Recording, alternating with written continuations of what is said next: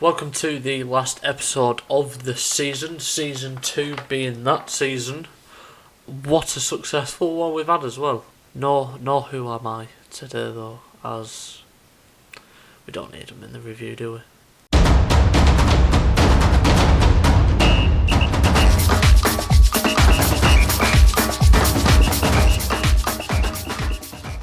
So welcome back to the last episode of the season, and yeah, we got battered by Lazio, but a nice 3-1 win against Sampdoria ensured that we definitely won the league and beat the record by 2 points.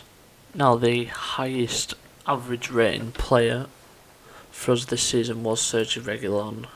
I don't know why I call him Sergio, he's called Sergio. He was probably the best signing we've made. We signed him on a free from Real Madrid, and his value is 45.5 million. He's got 12 assists this season, and a lot of yellow cards. But apart from that, he was incredible this year. So we'll go through the squad and analyse, the performance of them over the season and where we think they might go in the future, as we are leaving. So with Alex Merritt, he's been insane this season, playing 51 games, only conceding 30 and keeping 30 clean sheets as well. For someone who's only 24, he's going to go a long way. Davide Calabria, solid. He was very good in right back. It was his first season at the club. 13 million, absolute bargain. Contributed with 2 goals, 3 assists. Not bad. It's not bad. Good signing. Kalidou Koulibaly, just one absolute man mountain. It's just a shame that he can't score headers, even though it says he can. But yeah, captain, I think. And he's just a club legend. Abdou Diallo, what a man. I love this guy so much. We bought him for 20 million, he's worth 37.5 million now, so you're talking in the region of 40 odd million for him. He's only 25 as well, he's still got a lot of potential. And yeah, again, probably one of the best signings. He's wanted by Liverpool, who've just won the Premier League, so he may be off as well, but contributing with 2 goals as well. And 1 assist. We've already spoke about Reguilon, so Christopher Ajer, again, only 23, he's been brilliant this year. He's filled in at centre-half sometimes, gone into holding midfield, and as you can see there, he's world class. He's also wanted by Chelsea and Tottenham. Piotr Zielinski has only scored 1 goal this season, and it was the last game, where he did get an 8.8, which makes me think we probably should have played him a little bit more. But he's solid player. Fabian is probably one of the best players I've ever had on this game. Despite his goals and his assists, it does contribute to so much in a match. And he's going to be a big miss. He's also wanted by Tottenham. Matteo Politano, this guy is insane. 20 assists this season. And 7 goals. He's amazing. Surprised no one's after him. Lorenzo Insigne, he is the captain. Captain fantastic. Lorenzo Insigne, love it. 18 goals this season, a lot better than last season, but 11 in the league, but only 2 assists. He got 10 last year. Andrea Belotti, it's like the Mo Salah effect. His first season, it was insane, and you kind of hold him to that standard. But 13 goals in 27, it's not bad. I mean, he played 10 games less. Nick Hustings, next, we've signed him for just under $1 million. He's going to be incredible in the future. And he's only 19 as well. I have a feeling we've not seen the last of him. Wherever we end up, we'll come across him at some point. Jerome Onguene, initially brought in for a backup Did play quite a few games as well. Played 17 games in the league. And contributed with 2 goals as well. Solid defender. He's only 23 as well, so again, he's definitely one for the future. Jude Bellingham, I think.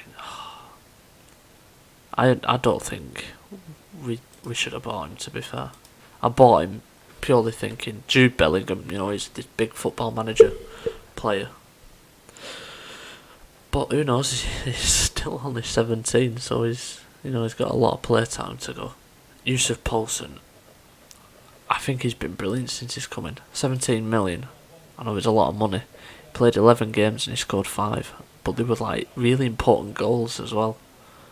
So I think that was a good signing bringing him in as a backup for Belotti, and he's alright in that role as well. Pau Torres, again, very solid centre half, and yeah, he's only 24. He's just your bog standard, do the basics right, and sometimes that's all you can ask when you got a player like Diallo or Nguene next to him.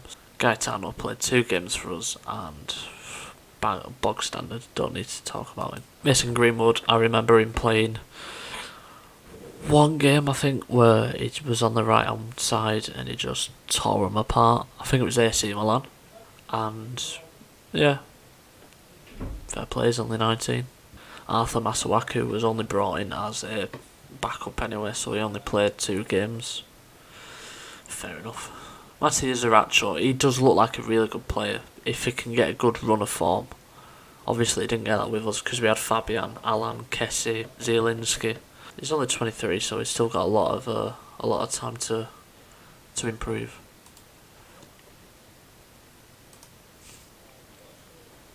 Talismano, he has surprised me. He scored 8 goals this season. It's not bad for an 18-year-old coming to a new country as well.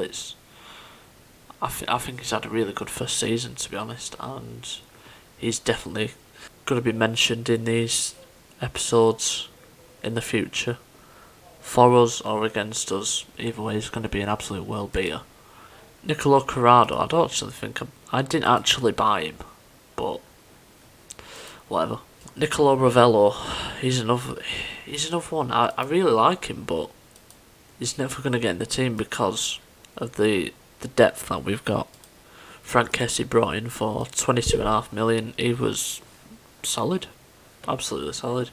He scored an absolute wonder goal a few episodes ago, and yeah, again, mostly as a backup, but only 24.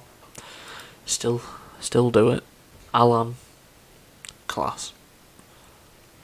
He's just such a workhorse. I mean, his teamwork, positioning, work rate he's just the epitome of a box-to-box midfielder, and you can't really argue with that. I don't even know who this guy is, so we'll move on. Or this guy. Yeah, alright, we get it. Moise Kean, trash. Absolutely trash. Don't need to say anymore.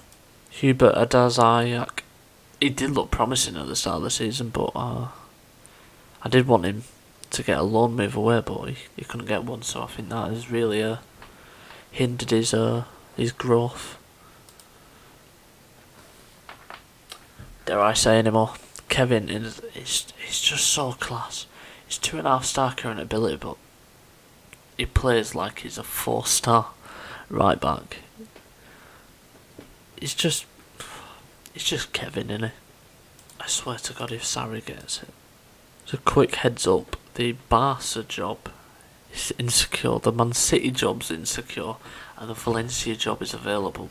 I've declared interest in all of them. By the time the next episode arrives, we will have a new club. I hope. I think the only competition we didn't really perform in this year was the Italian Cup. I mean, we rested. The Parma game was in the middle of like a really big game, I think. So we rested a few players for it. But semi-final loss in the Champions League to Inter. Won the Serie A, lost in the first round, and the runner-up of the Italian Super Cup. It's a good season. It is a good season. We also on a B+, which is very surprising to say that we've not won the league for so long. And if you look here, we are in the favoured personnel. Media handling, questionable. So far we've played 106 games, won 71 of them, drawn 22, lost 13. We've got a very good defensive record. A goal difference 130, win percentage 66%. I think that's quite good. I mean, we are one of the top 3 best teams in the league, but you got to play these big teams as well. Alexi Warby for Man United has won Golden Boot. We will analyse the leagues imminently. Let's get all this press gone. Barcelona fans consider Barron leading candidate, so that'll be a decent job. Right, so as we look across the leagues, we'll start off with the Spanish league because that's the one we're linked with the most.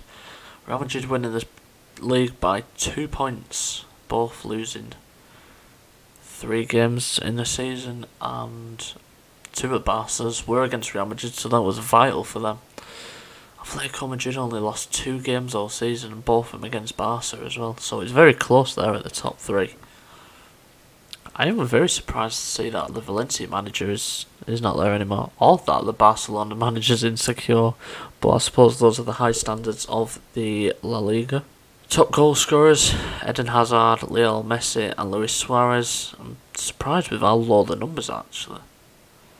Jan Oblak, Courtois, Ter Stegen clean sheets, Messi, Hazard, basically those teams. Michael Grujic getting more yellow cards for Leganés. Zaragoza, Eibar and Vallecano went down. It's a shame because I really like Eibar. I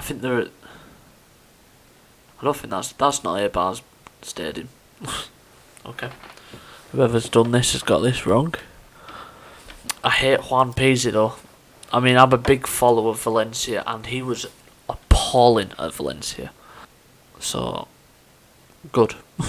The Premier League, the mighty Reds, top of the league. That's what you love to see.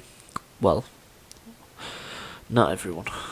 City, Arsenal, Chelsea, Man United, Tottenham and Norwich getting the Euro Cup 2, which is they're doing a third European tournament that's going to be introduced in the future. Well, that is that, basically. Burnley just finished outside by a point and Brighton by 2 points. Fulham, Palace and Brentford going down, and Leeds staying up, and Villa on the last day by a point. Lautaro Martinez got top goal scorer for Chelsea, Harry Kane and Bernardo Silva. Very surprising. To say that Liverpool won the league, I'm surprised none of them have been in the top 3. In fact, the top goal scorer for Liverpool was Sadio Mane with 12. And Firmino with 12. Average rating Mo Salah, what a man. Bruno Fernandes for United, he's a very good player to be fair. Kevin De Bruyne and Rafael Guerreiro in left back for Liverpool. Alisson with the most clean sheets. They lost 5 all season. Man City, Wolves, Everton. Oh no. That hurts. League on. PSG walk away with it again, as always. Monaco, Marseille, Lyon, Rennes and Lille getting Europe.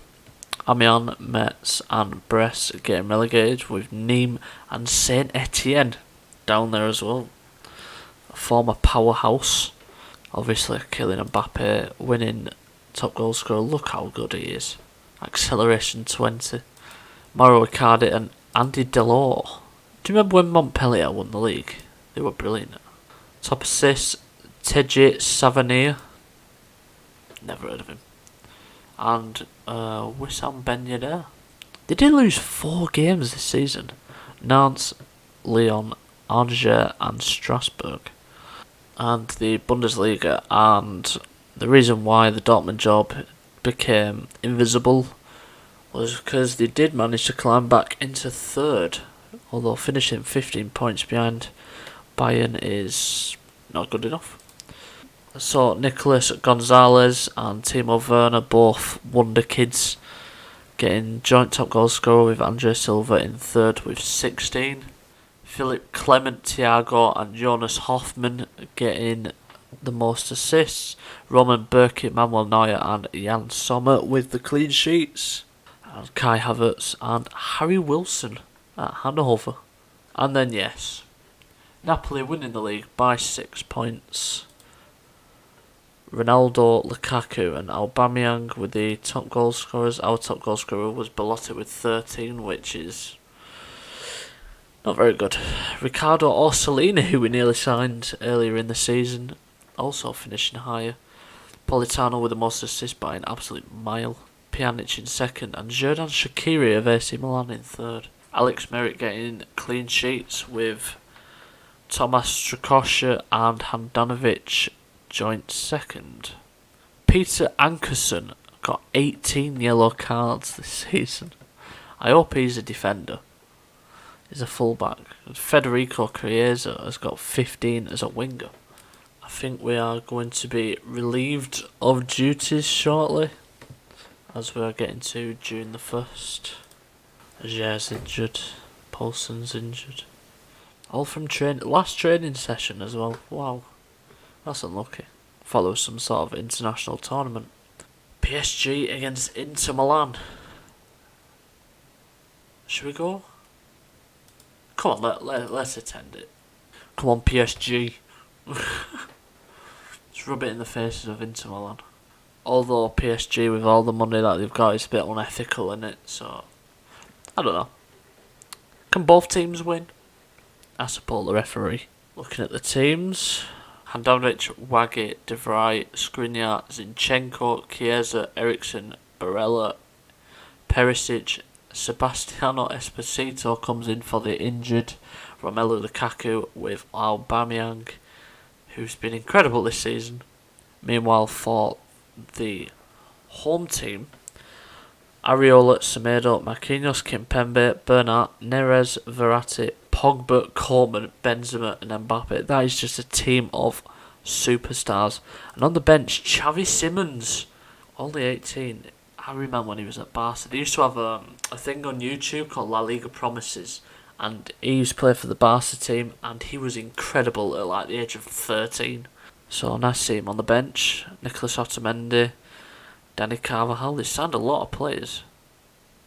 Let's watch it in 3D. Come on. Might have to slow it down a bit. Although there'll probably be no highlights, because my matches never have highlights. This is weird actually, watching a match that we're not involved in.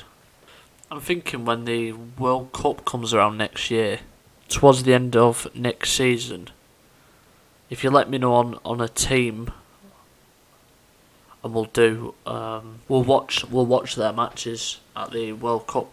You know, it'll be a laugh. Get the group stages in, and hopefully if the teams that you want to win progress even further. It's been a very boring Champions League final so far. Chiesa out on that side. Eriksen. Aubameyang. Lovely ball. Can he get the ball into the box? Far post. Perisic heads over. Surely he's got to be getting that on target. The match is being played in St. Petersburg. I bet it's cold. Also, I'll look at the weather in a minute. It'll be like 25 degrees, scorching sun. Pogba pins it out to Neres. Can he get the ball in the box? Benzema, Mbappe. Oh. It's 12 degrees and it's cloudy. By the looks of it, the PSG players are getting nervous. Inter does look like children. Oh, Sebastiano Esposito, can he get his Champions League goal? And he's done it. Sebastiano Esposito scores for Inter Milan. That's his 6th of the season. A mess up there at the back. Who were it? Pogba. Pogba messing up. Esposito runs through and just places the ball past Areola. Yeah, Areola. I get mixed up between the two teams. They both got wonder kids and superstars. PSG have got 20 minutes to get back into this game. And they've been very abject so far. Asamoah beats the right back. He's gone for it, and I think he's just hit the outside of the... They keep it. Oh, they keep it. Fair enough. Good save. Ericsson takes the corner, whips over. Marquinhos heads away, and Chiesa's got the ball about 4 yards out. Whips to the edge. Barella. Great tackle by Pogba, and Neres gets rid. Benzema all the way back to the goalkeeper. They need to move the ball forward. Fabio De Pauli is coming on for Alexander Zinchenko. In a very boring Champions League final. We'd have made it better. We'd have conceded 10 by now. Ander Herrera comes on for Verratti. I mean, it's not very motivational move, is it? And that's it. Inter Milan are Champions League winners. Well, at least we can say that we've gone out to the eventual champions. Fair play to them. I'd say they were massive underdogs in that game. It is nice to see Diego Simeone win the Champions League.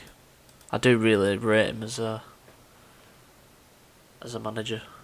I think this is where we get relieved of our duties, we shed a few tears, we say our goodbyes. Esposito wins best forward. Probably would after just winning the Champions League. Alex Merritt is the only player that we have that has got in the Champions League award winners. He's got third in goalkeeper of the season. This guy got number 2. Don't matter. Like we said right at the start of the thing, if you're first, you're first. If you're second, you're nothing. Unless he actually got a medal for it. He might have done. Never mind. I retract my former statement. And there we go. We have left Napoli. But we can still analyse the season. Fans Player of the Year was Sergio Reguilon, Christopher Aguer and Lorenzo Insigne. Goal of the season was Jeremy Ongwene. We'll have a look at that in a second. Signing of the season, Sergio Reguilon, and Young Player of the Year, Sergio Reguilon. Let's analyse it. Politano whips over. Fabian Lazari clears it, and Ongwene's just gone, yeah, alright. That is something. Why do I not remember that? Few will have tipped Napoli to achieve more than continental qualification at best heading into the season, but I can never pronounce that name. Confounded every exception by finishing top of the pile as unlikely champions. It was a memorable year for Napoli, who got off to a tremendous start in September that provided them with a platform to top the table and go on to win the competition, the Italian Football Messenger. Match of the season was a 4-0 against Benevento. Can't say I remember that. And moment to forget was the 4-1 defeat to Lazio, which we already won the league by then, so I probably would have gone with Inter in the Champions League. But, I mean, I think this just counts the actual league. Average attendance 35,000, 46% full. That's not good. We were not top of the league for 13 match days. We were top of the league for 22 match days. That's good. Oh, look at that. I'm not a fan of that. Anyway, thank you for watching our season review. It was a bit different. It was more like a podcast / stream vibe. So I will see you tomorrow, and we will have our new club. Yeah, exciting times. Come on, we can go take on our next part of our challenge. And yeah, I thank you all for your support. If you like and subscribe, hit the notification bell, and tell all your family and your pets like I normally say. Hope you all have a wonderful evening, and I will see you tomorrow.